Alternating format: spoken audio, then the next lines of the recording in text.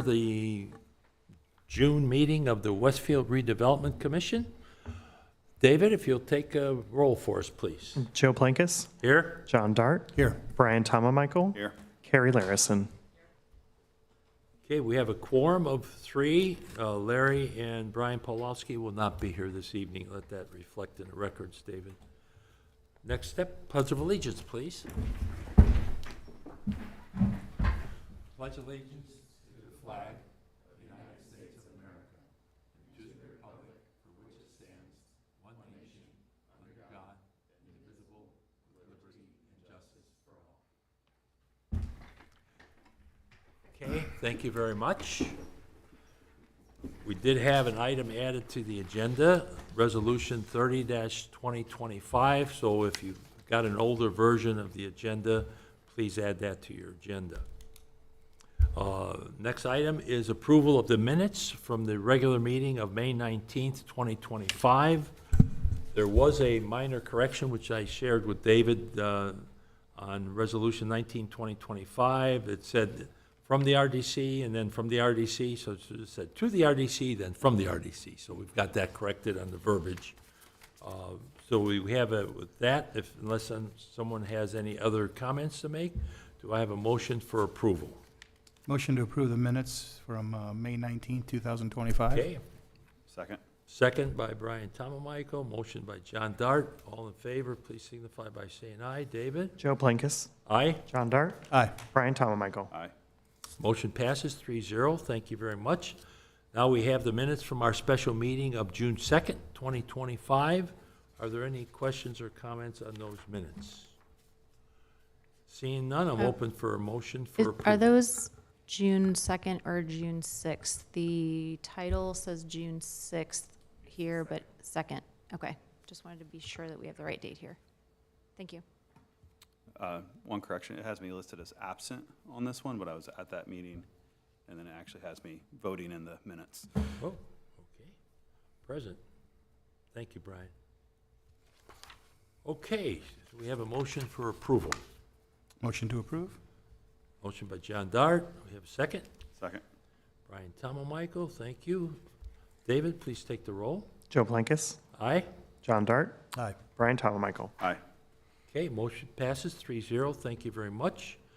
Executive session memorandum for May 19th. Do I have a motion for approval? Make a motion to approve. Brian Tomamichael, second. Second? John Dart. Brian, please take the roll. Joe Plankus. Aye. John Dart. Aye. Brian Tomamichael. Aye. I stand corrected. It's David, not Brian. That's fine. I'll be all right. Okay, financial matters. Do we have any questions on the figures? And I know David got some revised copies from the clerk. I looked through there. We will have some revenue coming in here. June, I think, is the month they transferred after speaking with Janelle. So you'll see some figures, I hope, for the June report that will show some income, so to speak, for the RDC. But any questions on any of those documents? What were the modifications, David? I think it was one of the accounts. Okay. On the monthly report, there was just some formula corrections that were made to the revenue column and the ending balance column, so everything was tied in to the investments, making sure that the investments were showing in our And ending there were balance 2 column. accounts added to the, Correct, yes. There was Spring Mill Station, Southwest Corner, and Osborne Trail South. Those were separated out from other allocation areas earlier this year, but showing up in the report now. okay.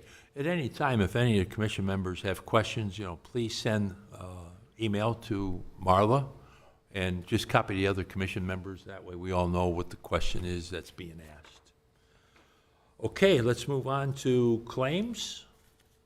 Any questions or comments on claims? Okay, if not, open for a motion for approval. Make a motion to approve the claims. Brian Tomamichael, motion, second.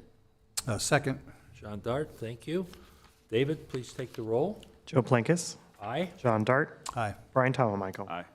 Okay, motion passes 3-0. Thank you very much. Next item on the agenda is our executive director report. Thank you, Mr. President.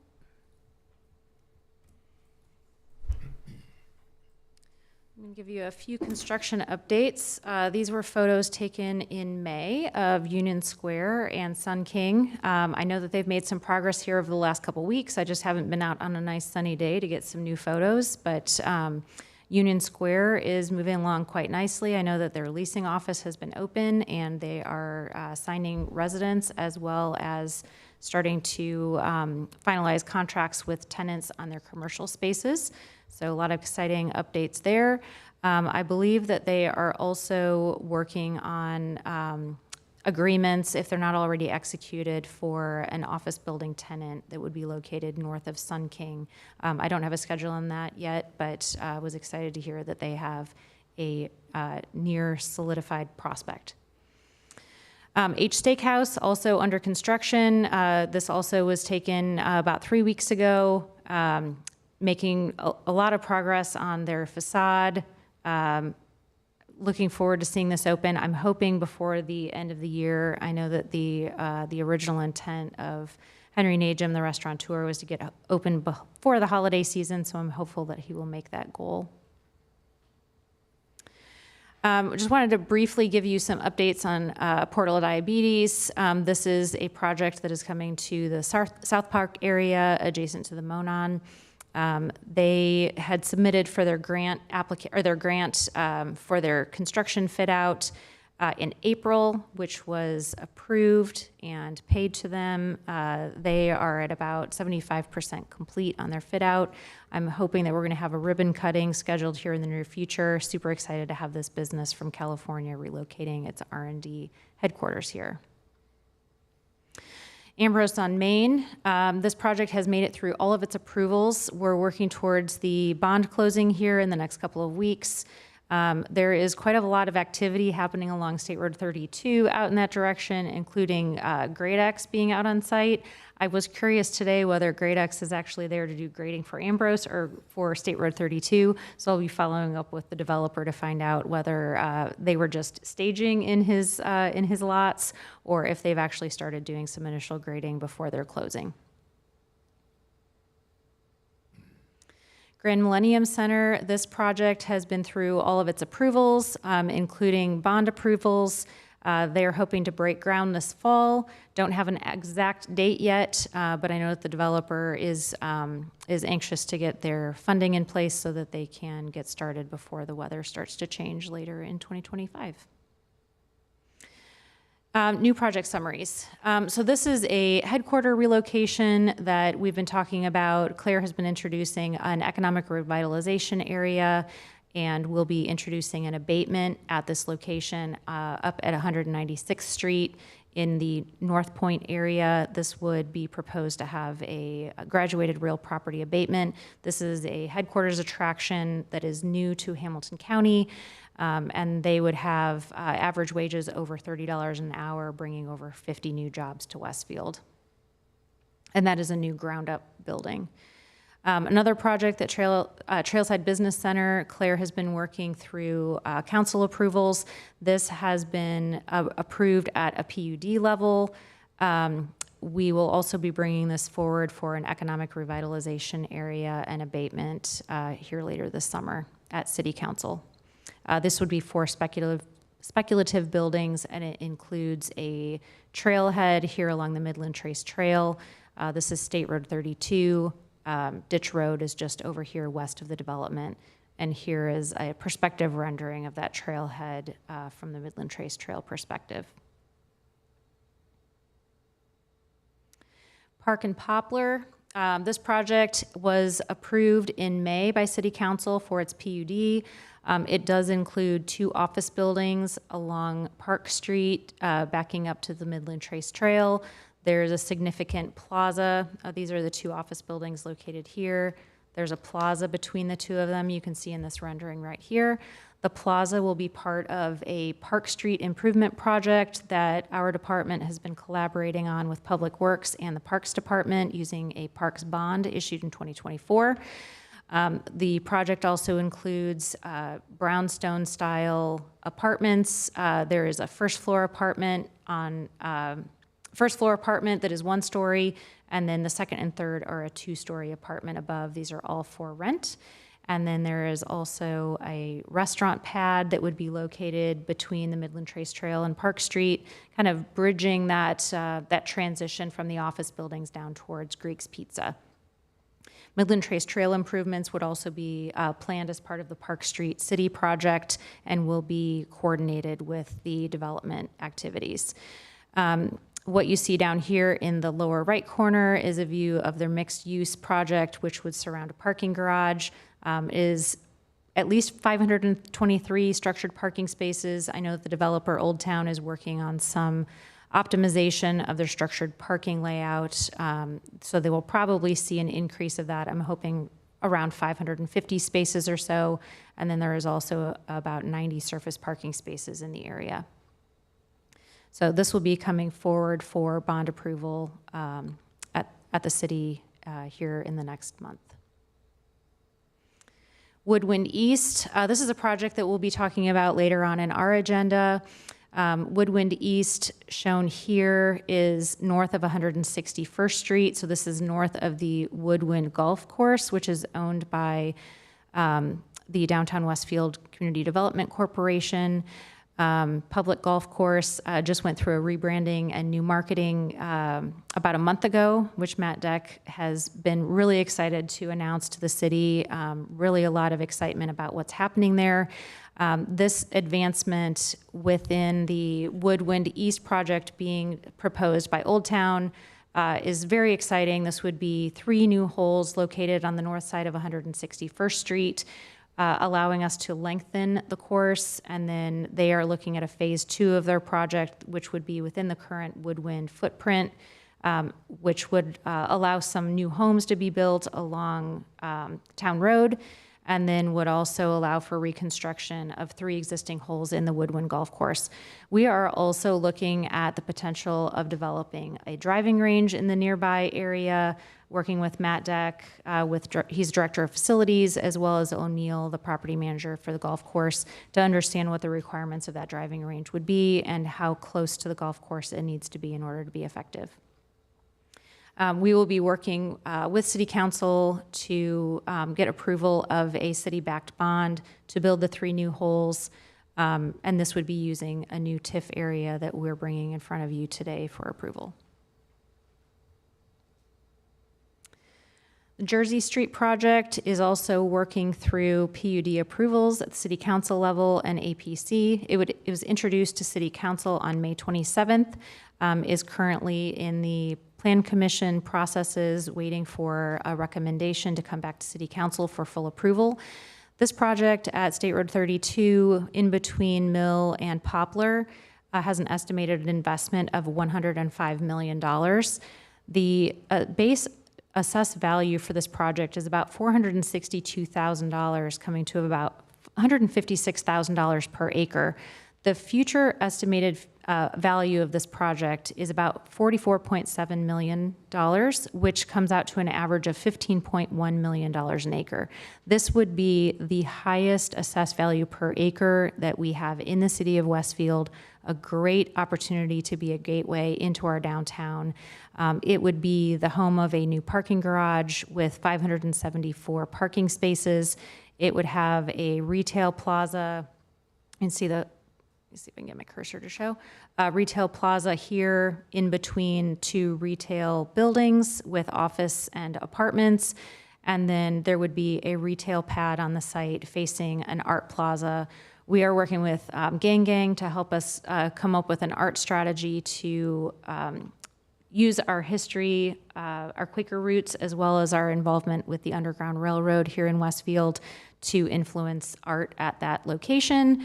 And then we would also be, this location would be the home of Skender. So Skender Construction is currently located in Westfield in the old Township building. They would be relocating to this site for their Indiana headquarters, and then we would have multifamilies surrounding the parking garage.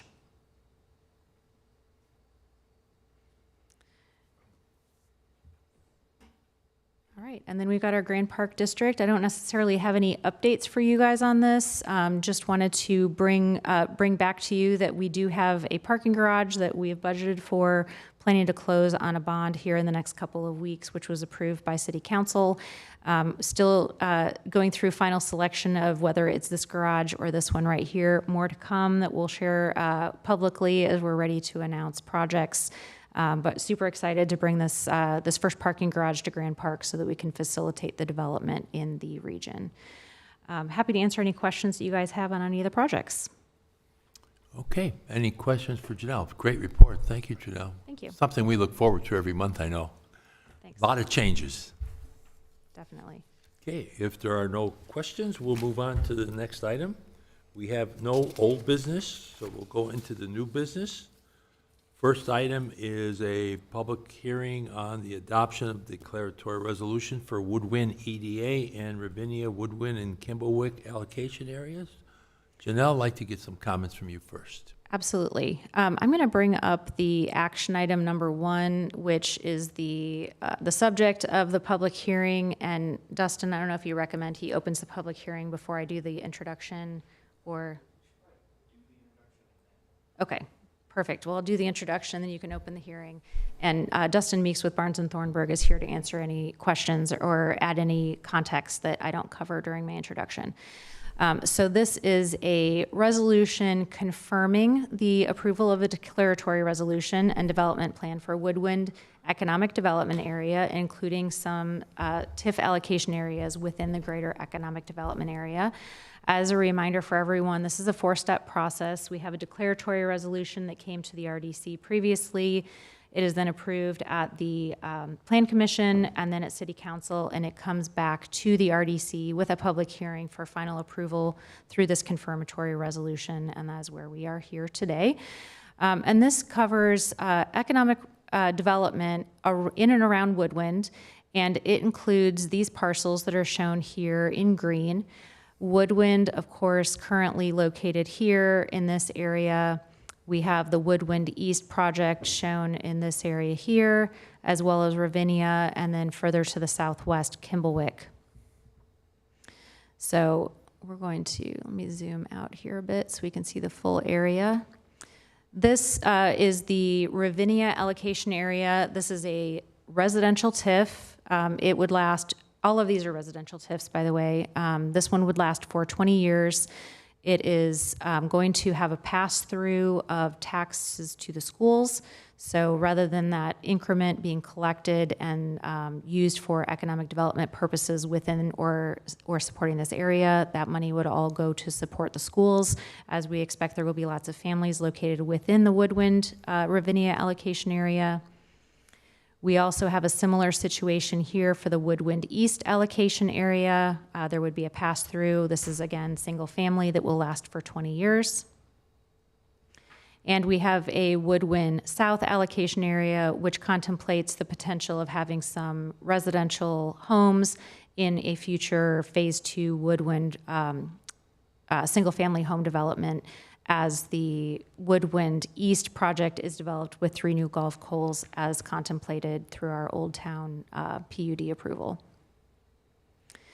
The 4th allocation area is a bit different. This is the Kimblewick allocation area. It is a 55 and older community. I believe this one lasts for 25 years. Because it is a 55 and older community, it is treated a little bit differently. It also does not have a pass-through to the schools because we don't anticipating having children living in this community because, again, of it being a 55 and older community. Dustin, I welcome you at this time to talk about any other differences that we have between the single family or 55 and older. Okay, I covered everything. But Dustin's here to answer any questions if you have them. Either before or after the public hearing. So why 25 years on this one versus 20? What's the significance? So the residential TIF areas they're just in a different statute. So they're created under 36(7)(14)(53) of the Redevelopment Act, and then the 55 and up residential areas are under Section 49, so 36(7)(14)(49). And when the General Assembly created single-family housing TIFs, those actually came later. So the first thing the General Assembly did was allowed these 55 and up TIF areas, and later they expanded the idea of residential TIF to be allowed to do kind of all kinds of housing. And as a part, I think, of the ability to do it in more places, they shortened it. In part, I think, because of pushback from schools. And it was sort of a complex lobbying effort to get those areas to exist in the first place. So just a different statutory scheme. Okay. We will then open up the public hearing at 6:20. David, have you gotten any emails or correspondence regards to this? None at this time. Okay, and I can tell you from looking at the audience, there is no one here from the public. So we will close the public hearing at 6:21.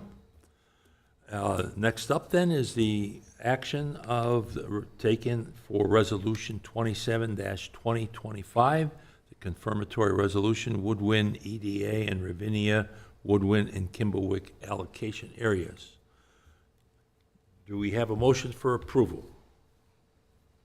Make a motion to approve. Okay, Brian Michael, motion for approval. Do I have a second? Second. John Dart, a second. David, if you would, please. Joe Plankis, Aye. John Dart, Aye. Brian Michael. Aye. Okay, motion passes 3-0. Thank you very much. Next item up is Resolution 28-2025 in regards to Jersey Street parcels, grant to DWCDC. Janelle? Thank you, Mr. President. This is a resolution authorizing a grant of land from the RDC to the Downtown Westfield Community Development Corporation. These are parcels that were acquired by the RDC from INDOT. This was in our claims packet earlier today, and it includes a handful of parcels shown here in red. This is the roundabout at Poplar and State Road 32. These are what was classified as excess land that was left over as a result of the INDOT land acquisitions for them to expand State Road 32, providing this roundabout. And they have sold this to the city after going through their standard public disposition of property process, which was quite lengthy. They have to offer it to a handful of entities prior to offering it to municipalities. We were able to acquire it for a grand total of $95,000 for the entire group of parcels.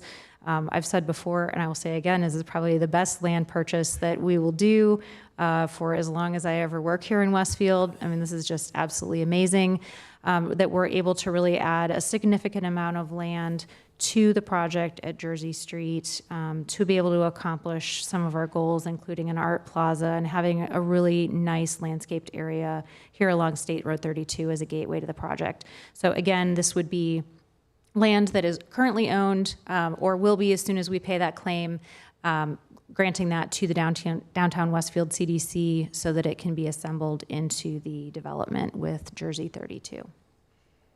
Okay, thank you, Janelle. Any questions, comments from commission members? Seeing none, do we have a motion for approval? Make a motion to approve Resolution 28-2025. Okay, thank you, Brian. Do I have a second? Second. Second by John Dart. David, please take the roll. Joe Plankis, Aye. John Dart, Aye. Brian Michael. Aye. Motion passes 3-0. Thank you very much. Next item is Resolution 29-2025, amendments to declaratory resolution, Grand Junction EDA, and creation of Jersey Street allocation area. Janelle? Thank you, Mr. President. This is the declaratory resolution associated with the Grand Junction Economic Development Area, and we have two specific areas that we're amending in the Grand Junction EDA. As you all know, this is one of our largest EDAs in the city, if probably the largest.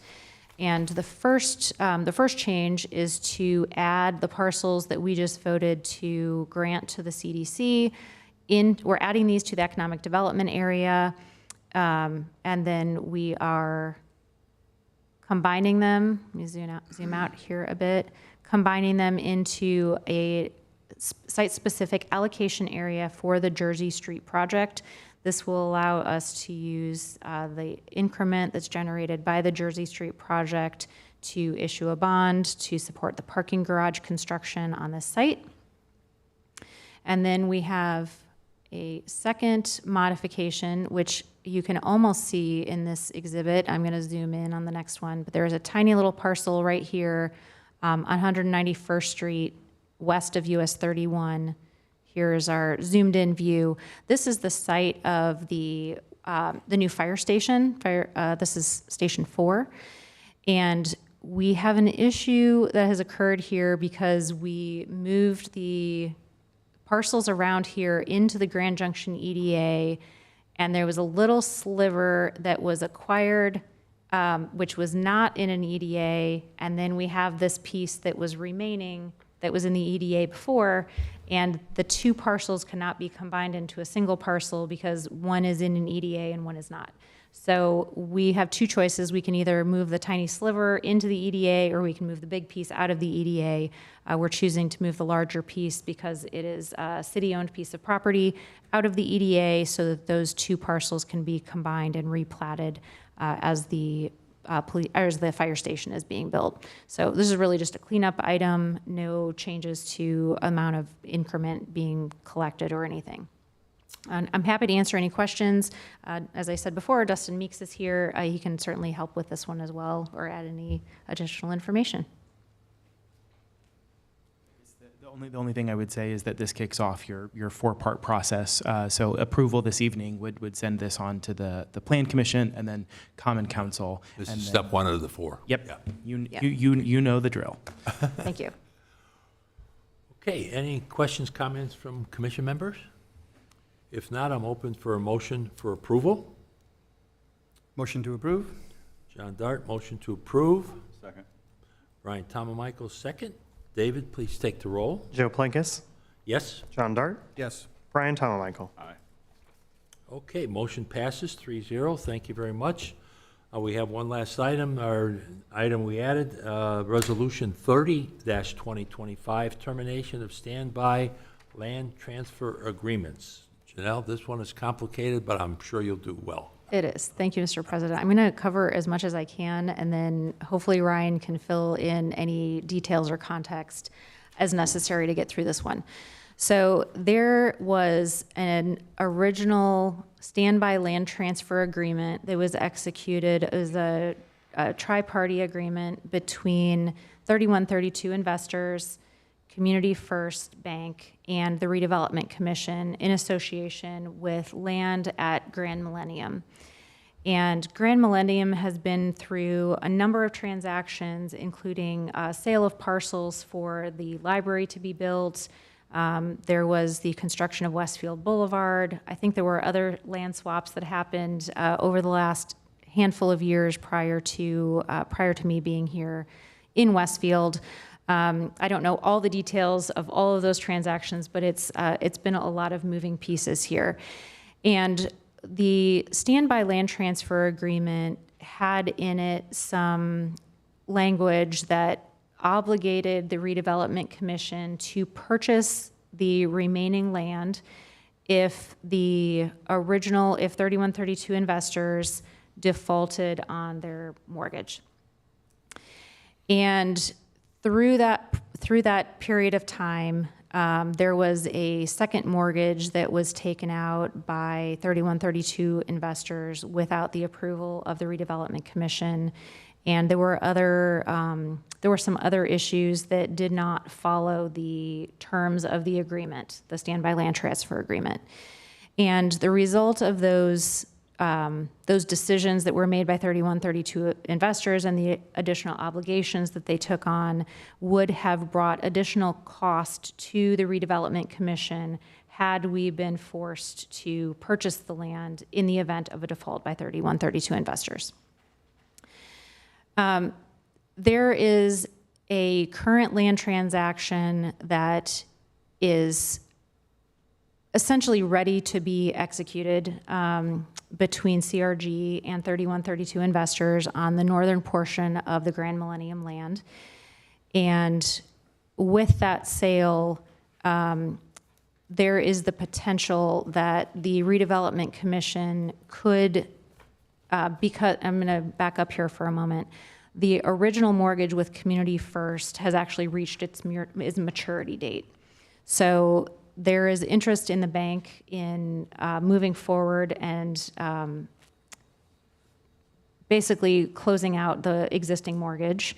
The secondary mortgage, which is with First Farmers Bank, has also matured, so that mortgage holder is also, or lien holder is also interested in closing out this deal. Everyone would like to make money on the deal, and nobody wants to lose money on the deal. Where we are right now is that if we would allow the sale, if we would authorize the sale to CRG, we could potentially be liable for, maybe not liable, we would be responsible for closing on the remainder of the land because that maturity date has passed. And we do not want to take on the additional liabilities that were the obligation of 3132 investors, which we did not authorize, which would essentially cost us additional money due to the additional mortgage and additional interest that has accrued. So what is here today is a resolution that would authorize the termination of the standby land transfer agreement. This has been offered to us by Community First. They are interested in terminating the agreement that we have, which would no longer obligate the Redevelopment Commission to close on the land.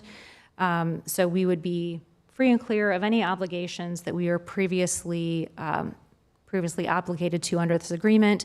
However, we would forfeit some funds that were owed to us underneath the original agreement that were provided to 3132 investors as credit enhancement fees. I'm not sure how much more there is that I need to add to this in order to explain fully kind of what the situation is here. I'm happy to answer any questions or let Ryan answer or provide any additional context that could be helpful. But essentially, it is in our benefit to terminate this agreement and not be forced to purchase this land. Ryan, is there anything you'd like to add? No, I think that covers it. Again, the bottom line here is right, as we sit here today, the Redevelopment Commission has the obligation potentially to have to pay out a lot of money. As a backstop for 3132, this would release the RDC entirely from that going forward. So then there's no, you don't have to worry about coming back for a request to do anything like that. Does it release not only the RDC, but the city of Westfield? There's no obligation for the city? This technically, the city doesn't have an obligation, it's the RDC Okay. that has the obligation. Okay. Now, as far as the costs associated with all this, how is that structured in regards to the RDC for terminating this agreement and getting out from under it, you might say? Yeah, my assumption is that we'll be paying our own legal fees. There was nothing in the original agreement that contemplated us being able to capture any payment of legal fees from any other entities.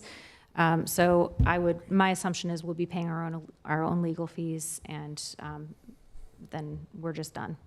So we're able to keep our funds, obviously, because we're not obligated to purchase the property. But then, of course, we've, which was kind of a ghost anyway, waived the fee, the credit enhancement fees, and there'll be some legal fees associated with closing it out. Correct. And we have already incurred some legal fees, just trying to figure out what our obligations are and whether or not we should be authorizing any sale to begin with. It's kind of like the Abbott and Costello routine, who's on first. I know it was difficult. Yes, something like that, for sure. Okay, any other questions from commission members? Okay, if not, open for a motion for approval. Motion to approve resolution number 30-2025. Okay, Second. second by Brian Michael. David, please take the roll. Joe Plankis, Aye? John Dart, Aye. Brian Michael. Aye. Motion passes 3-0. Thank you very much. Glad to get that thing done with. An albatross. Okay, any other business, Janelle, that we need to cover tonight? Nothing else. Okay, I'm open for motion for approval of adjournment. Motion to approve adjournment. Okay, I'll second that. All in favor, signify by saying aye. Aye. Aye. Meeting is adjourned at 6:35. Thank you. What do we have to sign, David? A lot of stuff. Thank you, Justin.